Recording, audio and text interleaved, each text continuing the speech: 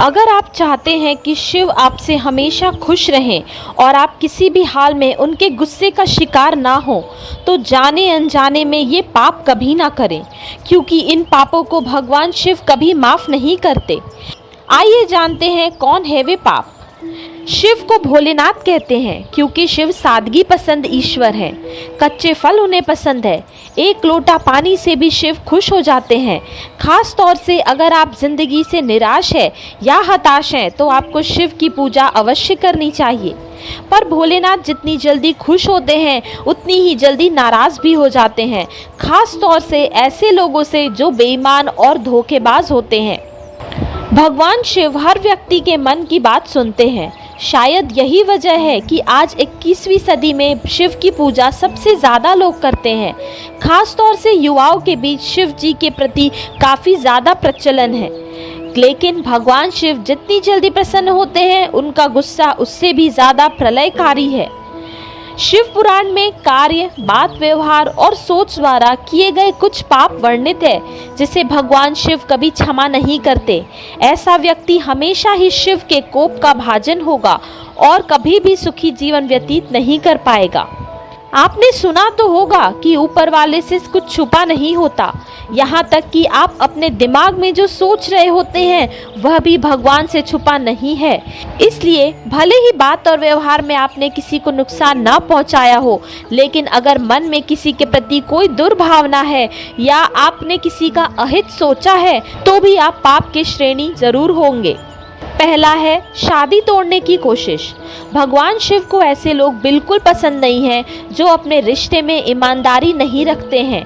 खास तौर से किसी दूसरे की शादीशुदा जिंदगी को तोड़ने की कोशिश करने से भोलेनाथ नाराज होते हैं और इस पाप को कभी माफ़ नहीं करते। दूसरे के पति या पत्नी पर बुरी नज़र रखना या उसे पाने की इच्छा करना भी पाप की श्रेणी में ही आता है। दूसरा है पैसों की धोखेबाजी। दूसरों का धन अपना बनाने की चाह रखना, पैसों की हेराफेरी करना और धन संपत्ति लूटना भी पाप की श्रेणी में आता है। भगवान शिव के लिए यह एक अक्षम्य अपराध है। तीसरा है कष्ट देना। किसी भोले भाले और निरपराध इंसान को कष्ट देना, उसे नुकसान पहुंचाना या उसके लिए बाधाएं पैदा करने की योजना बनाना या ऐसी सोच रखना भगवान शिव की नज़रों में हर हाल में माफ़ी ना देने योग्य पाप है। चौथा है गलत रास्ता अपनाना।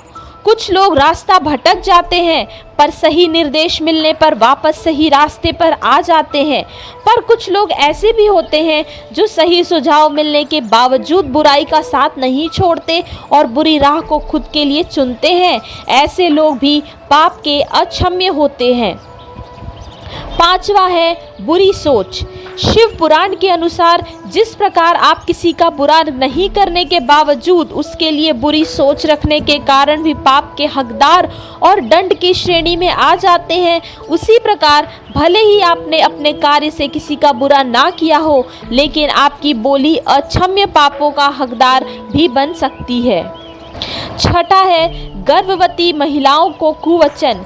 किसी भी गर्भवती महिला या मासिक के दौरान किसी महिला को कटुवचन कहना या अपनी बातों से उनका दिल दुखाना शिव के नज़रों में अक्षम्य पाप और अपराध है। सातवां है नुकसान पहुंचाने के लिए झूठ बोलना। किसी के सम्मान को हानि पहुंचाने की नीयत से झूठ बोलना छल की श्रेणी में आता है और अक्षम्य पाप का भागीदार बनता है। आठवां है अफवाह फैलाना। समाज में किसी के मान सम्मान को हानि पहुंचाने की नीयत से या उसके पीठ पीछे बातें करना या अफवाह फैलाना भी एक अक्षम्य पाप है।